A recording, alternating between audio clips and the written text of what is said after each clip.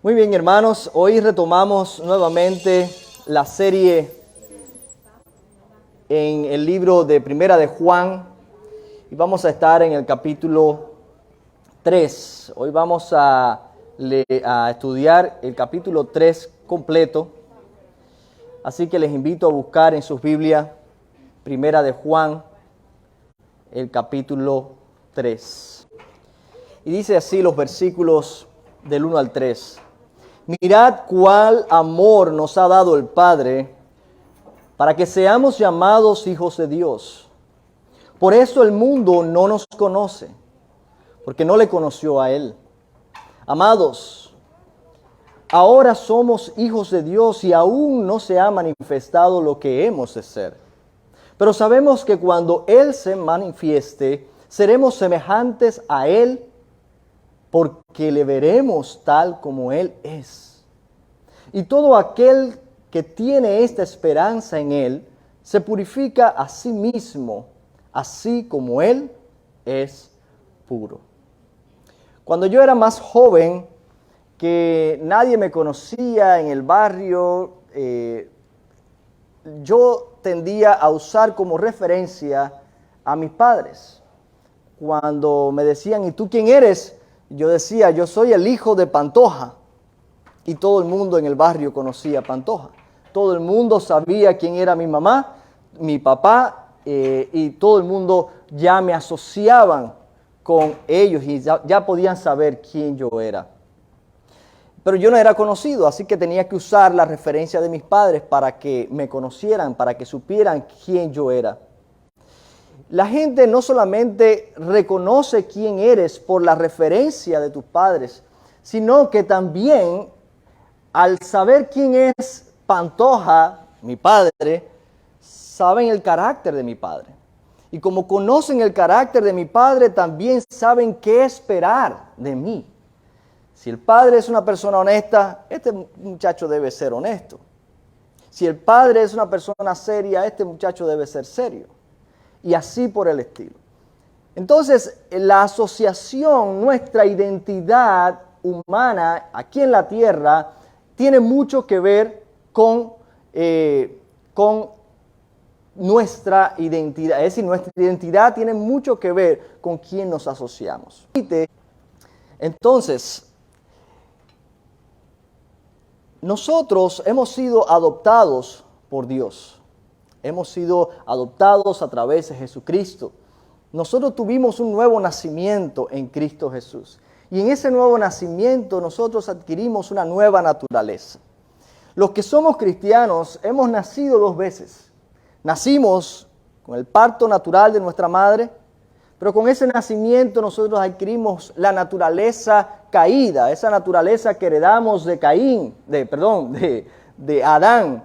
Ese pecado que sigue de generación en generación y se transmite de generación en generación. Sin embargo, cuando vinimos a Cristo y pusimos nuestra fe en Él, entonces nosotros adquirimos la nueva naturaleza en Cristo. Lo interesante de eso es que nuestra nueva naturaleza no reemplaza la vieja naturaleza, la naturaleza caída. Nosotros estamos luchando con dos naturalezas y no quiero decir que somos lunáticos, no me refiero a eso. Me refiero a que hay dos realidades, dos tendencias en nosotros con las cuales estamos batallando, luchando constantemente. Aunque somos cristianos, aún tenemos debilidades. Aunque somos creyentes y tenemos nuestra fe puesta en Jesucristo, aún luchamos con tendencias que tenemos que nos impulsan a pecar, que nos hacen débiles muchas veces. De modo que nosotros estamos luchando con esas dos naturalezas. Y vemos a Pablo cuando dice, ¿quién me librará de este cuerpo de pecado? Porque el bien que quiero hacer no hago, sino el mal que no quiero. Y él se encontraba en esa dificultad, en esa lucha, y ahí nos encontramos también tú y yo. No te pasa a ti solamente, a todos nosotros nos pasa. Ambas naturalezas o tendencias permanecen en nosotros hasta el momento en que partamos de este mundo, cuando tendremos un cuerpo glorificado semejante al de Jesucristo después de la resurrección. completamente libre de la influencia y el poder del pecado y de la muerte. Pero mientras estemos aquí, estamos luchando con esas dos naturalezas. Al tener la naturaleza divina, que es lo que Juan llama aquí la simiente de Dios, la vida de Dios, crecemos en el conocimiento de nuestro Padre y nuestro carácter se va asemejando más y más al carácter de Dios, lo cual se pone de manifiesto en nuestra manera de vivir. Cómo nosotros vivimos, cómo nosotros actuamos, cómo nosotros tomamos decisiones. La gente que nos rodea va a identificar si somos cristianos o no, no por nuestras palabras. Cualquiera dice yo soy cristiano, cualquiera dice yo creo tal cosa o la otra. Las palabras no hablan tan alto como las acciones. Las acciones hablan más alto que las palabras. Y muchas veces el problema con la iglesia hoy en día es que están llenas de cristianos que hablan mucho y viven poco de ese evangelio que predican. Ese es el gran problema. Y la gente que está afuera, que está sin Dios, no quiere venir acá. ¿Sabe por qué? Porque piensa que es la misma cosa. Es lo mismo. En el versículo número 3 de este mismo capítulo de Juan, ¿qué dice? Dice, y todo aquel que tiene esta esperanza en Él, se purifica a sí mismo, así como Él es puro. En Cristo Dios nos ha dado maravillosas promesas. Tenemos la promesa de la vida eterna, tenemos la promesa de un cielo nuevo, de una tierra nueva, tenemos la promesa de que no habrá más llanto ni dolor, más sufrimiento. Ahí se nos promete en el Evangelio, en Jesucristo, se nos prometen tantas cosas lindas que anhelamos. Y cada creyente tiene esperanza en esas promesas. De hecho, son esas promesas las que nos hacen vivir diferentes en este tiempo. Nosotros no somos diferentes a la gente del mundo, somos idénticos.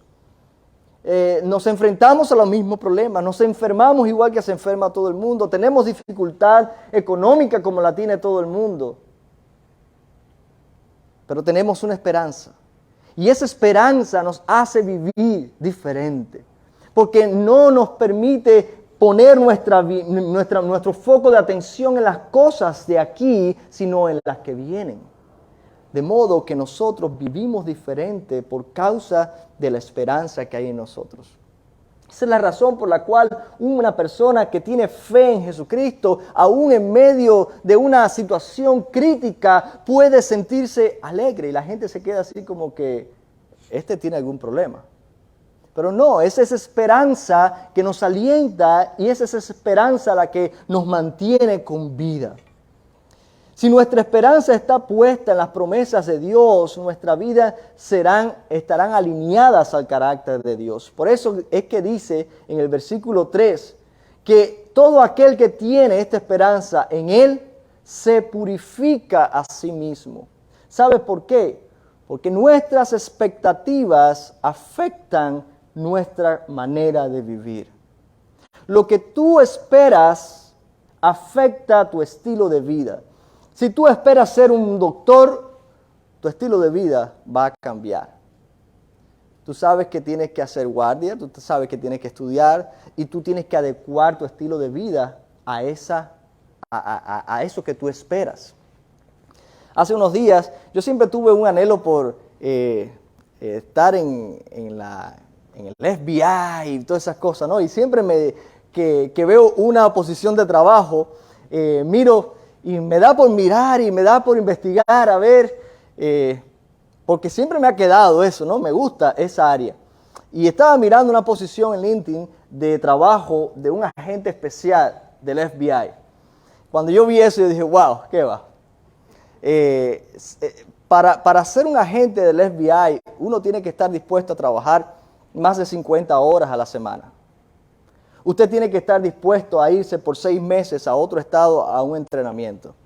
Pero después que usted ya es aprobado, usted tiene que estar dispuesto a trabajar overseas, es decir, en cualquier parte del mundo, sin previo aviso, te llaman y tienes que irte. Y lo mismo puede estar por una semana que por 2 años.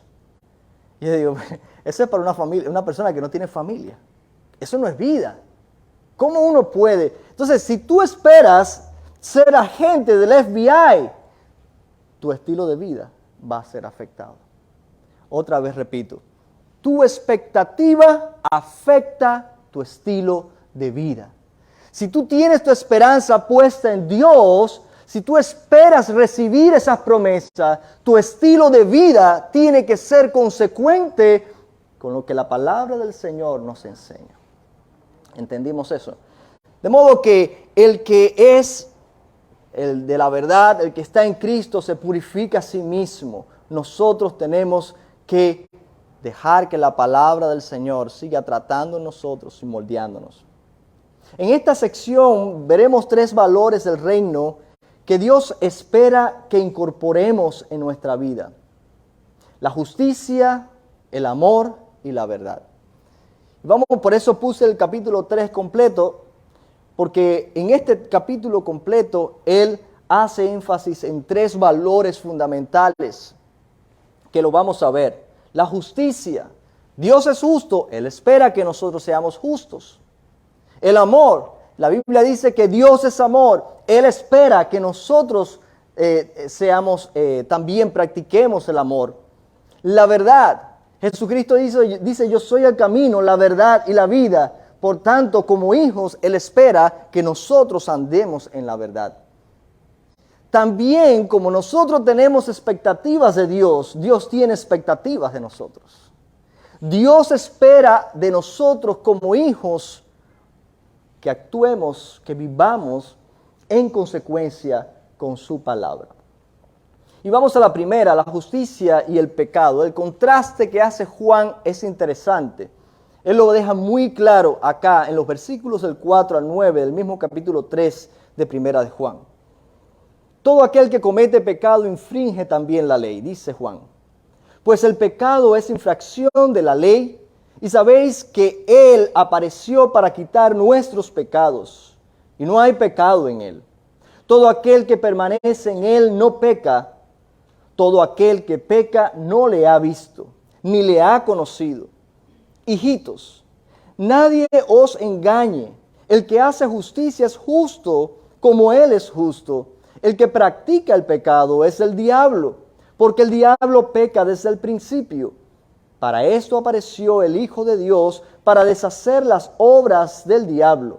Todo aquel que es nacido de Dios y no practica el pecado, porque la simiente de Dios, la vida de Dios, permanece en Él, en ti y en mí.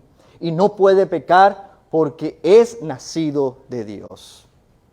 Así como yo me identificaba con mi padre y mi padre esperaba que yo le honrara con mi manera de comportarme ante otros, así mi Padre Celestial espera que yo me comporte, que yo viva alineado a sus valores. Y vamos a ver esto en relación con la justicia y el pecado. Si bien es cierto que aún luchamos con una naturaleza pecaminosa o caída con la que nacimos, también es cierto que Cristo nos libertó de la esclavitud del pecado cuando pusimos nuestra fe en Él. Gracias a esto podemos decir no al pecado. Gracias a esto podemos decir no y no ceder a la tentación, porque el poder del Espíritu Santo habita en nosotros.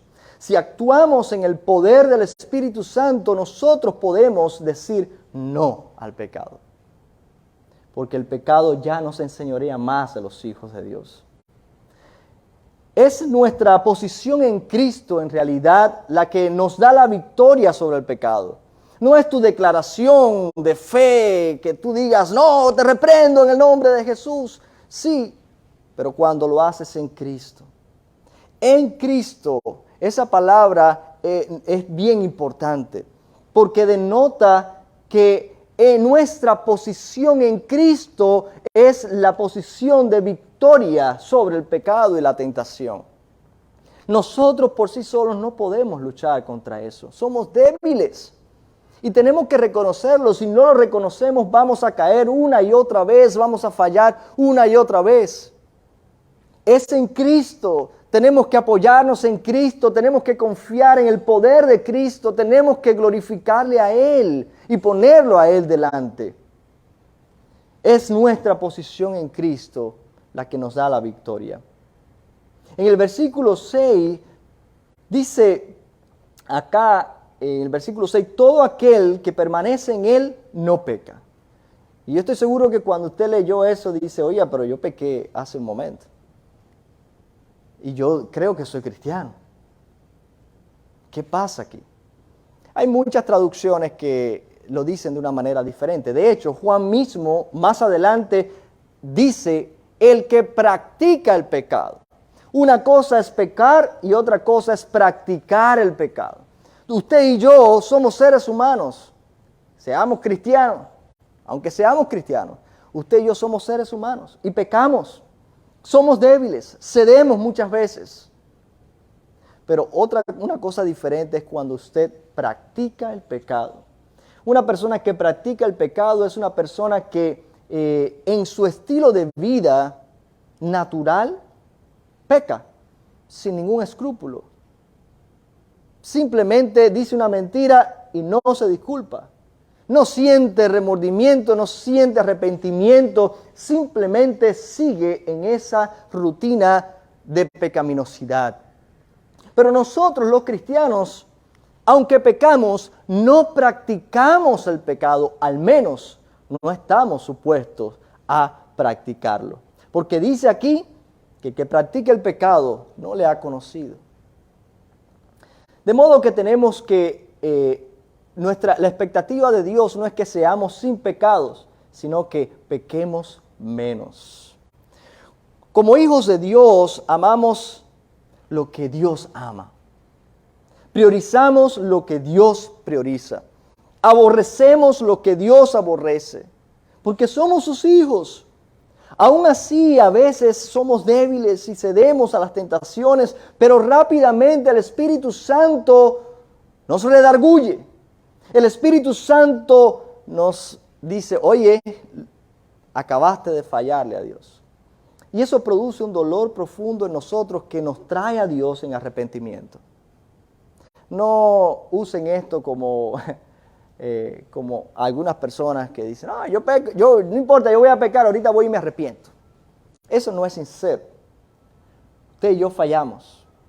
Pero cuando el Espíritu Santo realmente nos toca, y nos hace sentir el dolor por haber pecado, usted y yo vamos a la presencia de Dios, sinceramente, honestamente, y Dios sabe si nosotros estamos siendo sinceros o no, y Dios nos perdona, Dios nos restaura, cuando nuestro arrepentimiento es sincero. Como hijos de Dios, Él nos recibe, como mismo mis padres, cuando yo hacía algo indebido. Ninguna de esas veces mis padres me sacaron de la casa y me dijeron, aquí no vuelva más. No, muchas veces me gané una zurra. Muchas veces me gané un cintarazo, un castigo. Pero jamás me expulsaron de la casa. Porque un padre es padre. Y es padre no porque su hijo sea bueno. Es padre no importa cómo sea su hijo. Y yo oro por cada uno de los padres que están aquí. Porque ser padre no es fácil. Ser padre es una gran responsabilidad. Ser padre conlleva muchas veces noches sin dormir, preocupación. Ser padre en el mundo en que vivimos no es fácil. Tenemos que orar por nuestros jovencitos. Que el Señor tenga misericordia de ellos. Alguien que practica el pecado y su conciencia no le reprende, eso quiere decir que quizás no ha conocido al Señor. O que su conciencia está cauterizada. ¿Qué quiere decir eso? Que tanto se ha habituado a pecar que ya su conciencia no le dice nada. Es como cuando una persona usa drogas o medicamentos para calmarse, para sedarse. Llega un momento que si usted ha usado tanto ese medicamento, tiene que usar una dosis mayor para que haga efecto. Hay personas que se han habituado tanto a pecar que ya la conciencia está muerta, no les reprende, está cauterizada. Ya no funciona, está desactivada. Y entiéndase por conciencia a la suma de valores que incorporamos a nuestras vidas, que aprendemos. Usted no come un perro. En este país ninguno de nosotros comemos perro, ¿verdad? Yo no me atrevería. Mi perrito. Y ahora ni una paloma. Resulta que el perro encontró una paloma en el patio y ahora tenemos también una palomita en la casa. Ahora ni paloma tampoco como. Mi conciencia no me lo permite. Pero ¿sabes qué? En otros países han aprendido que ese animal sí se come. Y como lo han aprendido desde pequeño, lo aprendieron, ellos no tienen, su conciencia no les reprende, no les causa remordimiento comer un animal como ese. De modo que la conciencia es la sumatoria de valores que nosotros incorporamos a nuestra vida. Cuando adoptamos los valores del reino, la enseñanza de la palabra de Dios, cuando es este nuestro alimento y usted constantemente se está nutriendo y está aplicando esos valores en su vida, la conciencia funciona como una alarma que cuando usted se desvía un poquito de lo que dice la palabra del Señor, enciende la luz. Pa, pa, pa, pa, como esa alarma que ponemos en la mañana que la detestamos. Así la conciencia empieza a darnos la señal de que tenemos que volver al camino. Esa es la conciencia cuando está educada en la palabra del Señor. Ahora, tu estilo de vida refleja la pureza de Dios. Tu estilo de vida refleja la pureza de Dios o el pecado del diablo. Ahora, como hijos de Dios también, el Señor tiene expectativas acerca de cómo debemos conducirnos en relación al amor. Ya dijimos, Juan mismo dijo, Dios es amor. Y Dios espera que nosotros nos amemos unos a otros porque Él es amor. Así que en el versículo 10, Él usa este versículo como un puente para hablar de la justicia y el amor. Y dice, en esto se manifiestan los hijos de Dios y los hijos del diablo. Todo el que hace justicia, y Él añade otra cosa, todo el que no hace justicia y no ama a su hermano, no es de Dios. Todo el que no hace justicia y no ama a su hermano, simplemente no es de Dios. Porque este es el mensaje que habéis oído desde el principio, que nos amemos unos a otros. No como Caín, que era del maligno y mató a su hermano. ¿Y por qué lo mató? Porque sus obras eran malas y las de su hermano justas. Hermanos míos, no os extrañéis, el mundo os aborrece. Nosotros sabemos que hemos pasado de muerte a vida y que amamos a nuestros hermanos. El que no ama a su hermano permanece en muerte. Todo aquel que aborrece a su hermano es homicida. Y sabéis que ningún homicida tiene entrada permanente en él. En esto hemos conocido el amor, que Él puso su vida por nosotros. También nosotros debemos poner nuestras vidas por la de nuestros hermanos. Pero el que tiene bienes de este mundo y ve a su hermano tener necesidad y cierra contra él su corazón, ¿cómo mora el amor de Dios en él? Hijitos míos, no nos amemos de palabra ni de lengua, sino de hecho y en verdad. En el versículo 10, Juan añade otro elemento que es el amor. Y es aquí donde entramos en el segundo punto. Dios es amor, Dios espera que nosotros actuemos en amor. Dios nos amó de tal manera que envió a su Hijo a dar su vida por nosotros. Dios espera que nosotros amemos a nuestro prójimo como a nosotros mismos, no más que a nosotros, pero sí como a nosotros mismos. El bien que tú deseas para ti, debes desearlo y procurarlo para las personas que te rodean. Esa es la expectativa de Dios. A veces hacemos un par de cositas buenas y ya decimos, tenemos a Dios contento, lo tenemos en nuestras manos. Si tu amor no llega al punto de amar a tu prójimo como a ti mismo, todavía te quedas corto. Y estuvimos hablando de eso hace 2 semanas atrás cuando hablábamos del amor horizontal. Juan es reiterativo en este tema. De ahí la importancia, porque toda la ley, todos los profetas se resumen en una sola cosa. Ama al Señor, tu Dios, con toda tu mente, con toda tu alma, con todo tu corazón, y a tu prójimo como a ti mismo. Usted puede vivir la vida cristiana solamente a base de estos 2 mandamientos. Porque en estos 2 mandamientos se cumple toda la ley y todos los profetas. No es que desechamos la ley y los profetas. No es que desechamos las otras escrituras. Es que cuando usted es capaz de amar, ya usted ha cumplido todo. Qué bueno sería que usted y yo nos enfocáramos en amar. Amar a Dios primero, amar a nuestros prójimos en segundo lugar, como nosotros mismos. Ese es el mandamiento. Ese es el mandamiento. Amar a Dios y amar al prójimo. Para ilustrar este contraste entre el amor y el odio, Juan usa un personaje bíblico. Un personaje que conocemos muy bien. Está en el Antiguo Testamento, en el libro de Génesis, al principio de la creación. Caín y Abel. Todos conocen la historia. Caín y Abel presentaron una ofrenda a Dios. Hicieron un altar y llevaron un sacrificio. Caín llevó de la cosecha que tenía y Abel llevó un animal y lo sacrificó. Dios recibió la ofrenda de Abel, pero rechazó la ofrenda de Caín.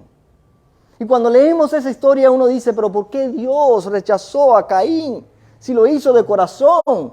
Y en ese tiempo no se había establecido que la ofrenda debía ser un animal. ¿Por qué? Bueno, lo que Caín hizo después reveló las intenciones de su corazón. Caín se llenó de celo y mató a su hermano. La envidia, el celo, lo llevó a matar a su hermano.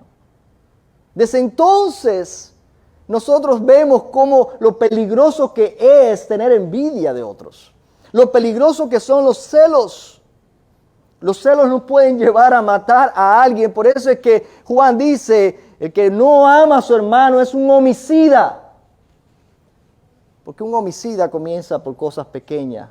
Comienza a albergar, dejar en su corazón entrar cosas, sentimientos de celo, de envidia, de rencor, resentimiento. Caín, llevado por el celo, mató a su hermano. Y dice Juan que ese no es el tipo de amor, eso es odio. Lo interesante de este personaje y que Juan lo usa para ilustrar el contraste entre el amor y el odio y el desprecio, es que los dos presentaron ofrendas. Si traemos eso aquí al contexto, ambos son cristianos, ¿verdad? Porque Juan le está escribiendo a la iglesia, no le está escribiendo a la gente del mundo que no lee la Biblia. Juan le está escribiendo a la iglesia, le está diciendo, iglesia, cuidado, porque muchas de sus ofrendas no son agradables a mí. Muchos de ustedes no están trayendo la ofrenda, y no me estoy refiriendo a dinero, estoy refiriendo al estilo de vida. De modo que una ofrenda fue aceptable a Dios, otra no lo fue. Los dos ofrecieron a Dios. Pero Caín, la motivación de su corazón no era correcta. No lo era. Y fue por eso que Dios lo rechazó. La vida cristiana no se trata de actos religiosos. La vida cristiana es acerca del amor. La vida cristiana se resume en amar a Dios y en amar a su prójimo.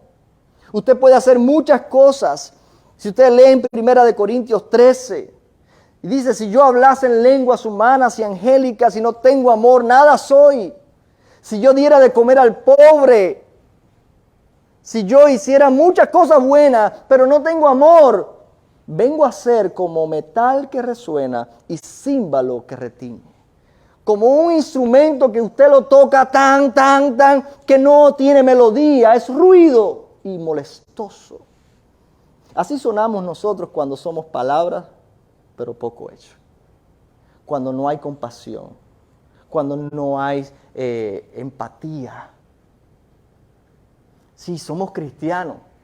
El mundo espera algo diferente de los cristianos. ¿Sabe por qué? Porque el mundo sabe que los cristianos tienen una palabra, una revelación de Dios que están supuestos a seguir. Y Dios mismo nos dice que el amor debe ser la motivación para todo lo que nosotros hacemos. Las personas con las que te relacionas, allí en el trabajo, en tu vecindario, en la escuela, al tomar el bus todos los días, esas personas, ¿cómo te ven a ti? ¿Cómo te identifican? ¿Se imaginarán que tú eres cristiano o cristiana? Sin palabras. O tú tienes que decirle, yo lo soy, para reconocerte. Qué bueno cuando alguien se relaciona contigo y te reconoce y te dice, tú eres cristiano. Dice, ¿por qué tú lo dices? Yo, no, porque tú actúas diferente. Yo, wow, eso es maravilloso cuando alguien puede ver que tú eres diferente. Que la gente te reconozca sin palabras, sin tenerles que decir, yo soy cristiano. Que te reconozca por tu estilo de vida. Que te reconozca porque tú te interesas por los demás, por el bien de los demás. Sean cristianos o no lo sean. Finalmente, el punto número 3 lo vemos en los versículos del 19 al 24. Hay una cosa que es conocer la verdad y otra cosa es practicarla. Hay personas que son teólogos.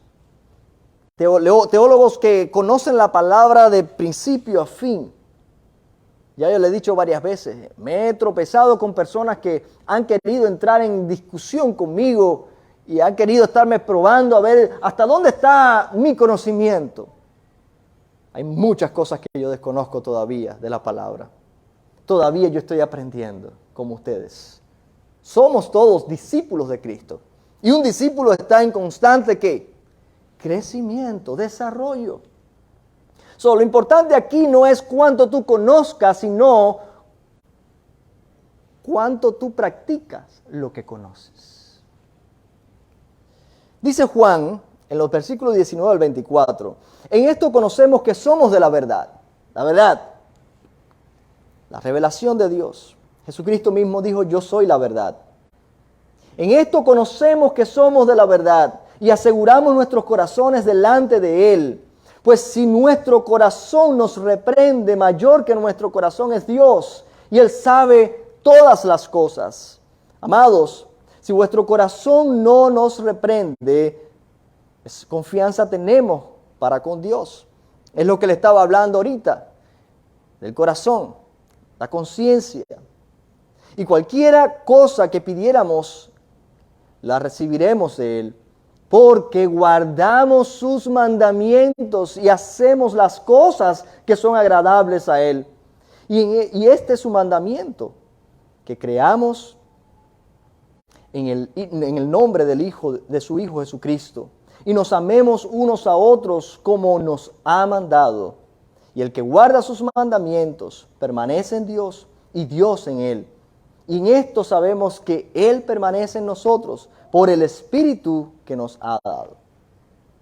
Ahora, si usted lee el libro de Jeremías, el capítulo 17, el versículo 9, dice, engañoso es el corazón más que todas las cosas y perverso, ¿quién lo conocerá? Definitivamente Jeremías estaba refiriendo al corazón como el lugar de las emociones. Muchas veces en la Biblia se refiere al corazón como el lugar de las emociones o la mente. nacimiento. En el caso de Jeremías, él está apuntando a las emociones. Y realmente el corazón es engañoso cuando tiene que ver con las emociones. Porque el corazón a veces dice, yo lo siento en mi corazón. Y muchas veces lo que nosotros sentimos en nuestro corazón nos está llevando por un mal camino. Una persona inmadura se deja llevar fácilmente por las emociones y comete muchos errores. Una persona que es madura sabe que aunque su corazón le dice por aquí, como la canción de me dice el corazón pero me grita la conciencia. ¿La han oído? ¿Cómo se llama el cantante? A ver, ¿cuántos escuchan? Quiero saber. Entonces, el corazón puede ser engañoso cuando se trata de las emociones. Pero Juan está apuntando al corazón usándolo como referencia con respecto a la conciencia. Dice, si el corazón no te reprende, es decir, la conciencia, y la conciencia, como dije ahorita, está educada, es el recipiente donde se incorporan esos valores de la palabra de Dios, que cuando nos reprende es porque estamos haciendo algo que está fuera de la palabra de Dios. Y es bueno cuando nos sentimos reprendidos, porque nos da oportunidad a volver al principio. Juan se está refiriendo a la conciencia en este caso. Entendamos que la conciencia es eso, la sumatoria de valores que incorporamos en nuestra vida. Así que si hemos incorporado los valores bíblicos en nuestra vida, entonces la conciencia nos va a ayudar como guía para mantenernos alineados a la palabra de Dios. Cuando nuestras vidas están alineadas a la palabra de Dios, a la voluntad de Dios, al carácter de Dios, entonces la conciencia no nos va a reprender. La conciencia nos mantiene ahí, está saludable. ¿Por qué? Porque estamos alineados. Pero hay algo que sucede. Dice Juan que cuando hacemos lo que a Dios le agrada, todas nuestras oraciones son respondidas por Dios. ¡Wow! Eso es algo maravilloso. Pero no es cualquier oración. Porque acuérdese, usted está alineado con la palabra de Dios, usted también va a pedir conforme a la palabra de Dios. Usted va a pedir conforme a la voluntad de Dios. Usted no va a pedir de una manera egoísta, sino que usted va a pedir de una manera que glorifique a Dios. Ay, Señor, dame un carro nuevo. Ay, Señor, dame la casa nueva. Ay, Señor, dame esto y dame lo otro. Todo para mí. Pero cuando nosotros oramos para glorificar a Dios, aún las cosas que nos benefician a nosotros le dan gloria a Dios. Ay, Señor, sáname. Pero esa sanidad va a glorificar a Dios. Dios lo va a hacer. Así que, hermanos, la palabra del Señor es clara. Nosotros tenemos seguridad de que vamos a recibir lo que pedimos cuando estamos alineados a la palabra de Dios. Así que nuestras acciones deben estar orientadas en la centralidad de Cristo en nuestras vidas y en el amor al prójimo, si es que queremos que nuestras oraciones sean contestadas. Esta es la evidencia visible de que estamos en la verdad, si amamos a Dios y amamos a nuestro prójimo. La evidencia espiritual de que somos hijos de Dios, de que estamos en la verdad, ¿cuál es? El Espíritu Santo que habita en nosotros. Dice que el Espíritu de Dios da testimonio a nuestro espíritu de que somos hijos de Dios. Y es por eso que podemos estar seguros en Cristo. No le digas a Dios cuánto le amas. No le digas tanto cuánto le amas. Obedécele. Porque es la obediencia la prueba del amor. Así le digo yo a mis hijos. No me digas, papi, ¿cuánto te amo? Sí, hijo, qué bien que me amas. Pero cuando tú me desobedeces, eso hiere mi corazón. Cuando tú no obedeces a las instrucciones que te doy por tu bien, cuando tú no pones tu confianza en lo que tus padres te dicen, eso quiere decir que tú no estás demostrando el amor verdadero. El amor a Dios se demuestra en la obediencia. En la obediencia. Porque cuando usted obedece, usted le está dando a Él, le está diciendo a Él, yo confío en ti. Yo confío que tus mandamientos son buenos. Yo confío que lo que tú me estás pidiendo que haga es lo correcto. No le digas tanto a tu hermano que le amas. Te amo, te amo, te amo. Pero también usted le dice, ay, yo amo mi carro, ay, yo amo mi casa, ay, yo amo la familia, yo amo tantas cosas que uno ama, que lo que quiere decir es que le gusta, ¿no? Que cuando usted le dice a su hermano, yo te amo, no tiene mucho efecto. Pero qué impacto tiene cuando usted sustituye las palabras por la acción y usted en vez de decirle te amo, usted le tiende la mano en medio de la necesidad. Cuando usted presta oído a su necesidad, cuando usted ora por esa persona, cuando usted se sacrifica y da, porque sabe que amor es dar. Amor es dar. Y muchos de nosotros somos cortos para dar. El amor es dar. Para concluir, quiero hacerles una pregunta. ¿Qué valores resaltan en tu vida que aun si fueras mudo, la gente te reconocería como cristianos por ellos? ¿Qué valores hay en ti? ¿Qué valores pones en práctica en tu vida cotidiana que le permite a la gente reconocer que tú eres hijo de Dios, aún siendo mudo, aún sin hablar, sin decir ninguna palabra? ¿Qué valores del reino has incorporado? Hoy hablamos de 3: justicia, amor y verdad. Piensa qué forma práctica en la puedes comenzar intencionalmente a crecer en esos valores y a la misma vez demostrarlos.